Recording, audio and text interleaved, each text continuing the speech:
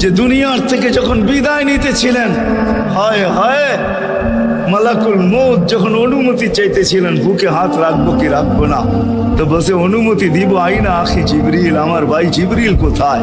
তো বলছে দেখা আসছি ফি সামাইল উলা, প্রথম আকাশে।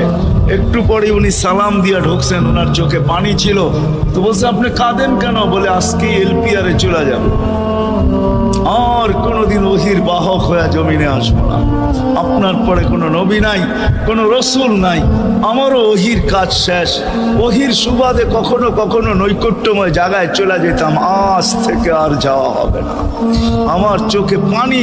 দীর্ঘ ১.৫ লক্ষ নবী, ৩১৩ জন রসুলের কাছে আমি নিয়ে আসছি। আজকে শেষ দিন, এই জন্য চোখে পানি। তো উনি উল্টা প্রশ্ন করছেন, আপনার চোখে পানি কেন? জিবরিল মালাকুল মউত দাঁড়ায় আছে, অনুমতি চাইতেছে বুকে হাত দেওয়ার জন্য। এখনো এক প্রশ্ন বাকি। বলছে সেটা কি? বলে ফামাল লিবাদিলি উম্মতি।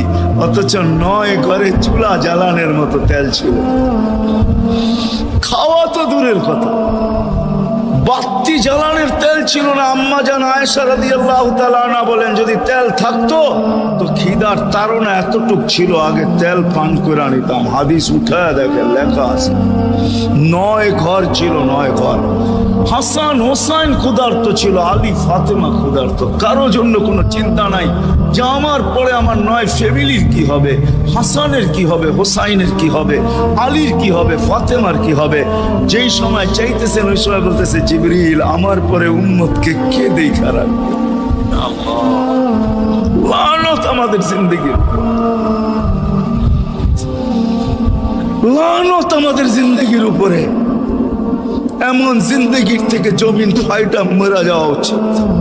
আমি তো মাঝে মাঝে বলি আমাদের জমিনটা উল্টে যাওয়া উচিত, যে মৃত্যু সময় বলতেছে আমার উম্মতকে কে দেখা রাখবে।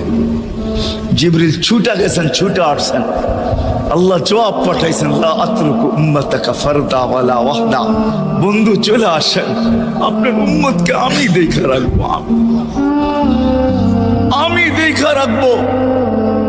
হায় হায়, সবাইকে সালাম দিছেন একবার বা দুইবার, সবার দুরুদ পড়ছেন তো আল্লাহ একবার বা দুইবার, সালাম পড়ছেন কোন নবী রসুলের উপরে একবার কি দুইবার।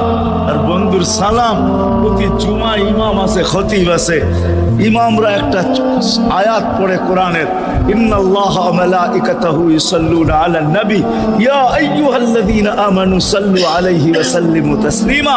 এই আয়াত আমাকে অনেক কিছু বোঝায়। ইমাম ওলামারা